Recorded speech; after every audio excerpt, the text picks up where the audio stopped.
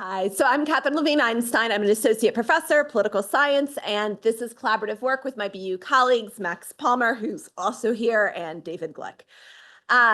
So there is widespread agreement among researchers that we are not building enough housing to meet demand, and that this is one of the key drivers of escalating housing prices in the US and in other countries around the globe. So the question we wanted to take up is a simple one. Given this well-known relationship between supply and demand, why aren't local officials pursuing public policies that would increase the supply of housing in their communities? So to answer this, we took advantage of 10 years of data from the Menino Survey of Mayors. In partnership with BU's Initiative on Cities, David Glick and Max Palmer and I have surveyed mayors of cities over 75,000 in the United States for a decade. And we've asked about a wide array of questions on a huge number of topics. Today, I'll be focusing on the questions we've asked about housing.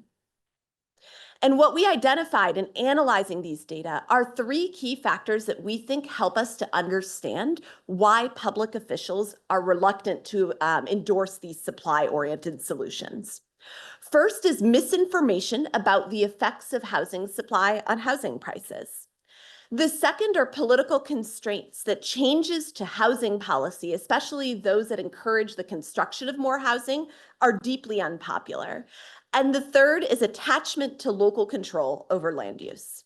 So starting with misinformation about housing supply, these are just a few of the different types of questions we asked to get at this, but we asked mayors in a couple of different ways, essentially whether they believed in supply and demand and the connection between supply and housing prices. And what we found was that a majority of mayors did agree that building new housing reduced the cost of housing in those communities.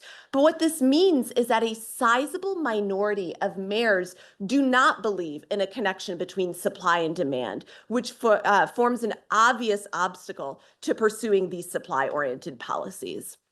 We also actually asked a series of questions about this within the context of homelessness. And here's just one example where we asked mayors whether they believed that homelessness was first and foremost a housing problem. And again, a majority of mayors do agree that housing is intricately connected with homelessness. But there is once again a sizable minority who do not believe that homelessness is primarily related to housing.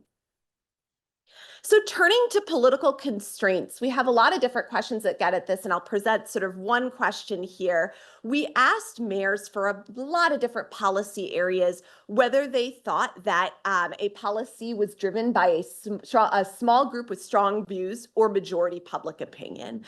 And here we found that mayors really believe that housing development, along with a few other policies like bicycle lanes and street parking, were really driven by small groups with strong views, and they felt they had to be responsive to those small groups in order to sort of appease constituent demands in that policy area. And finally, just to briefly touch on local control, we asked mayors about their support for preemption policies, where the state government essentially takes away local land use authority. And in this case, it was about their support for policies that would remove the ability of local governments to impose single-family zoning. And here we found a strong majority of mayors opposed such preemption. And in open-ended elaborations, because we conducted these interviews in person or over the phone, mayors repeatedly cited their attachment to local control as a driver of their opposition. So thank you, and I look forward to talking about mayors more.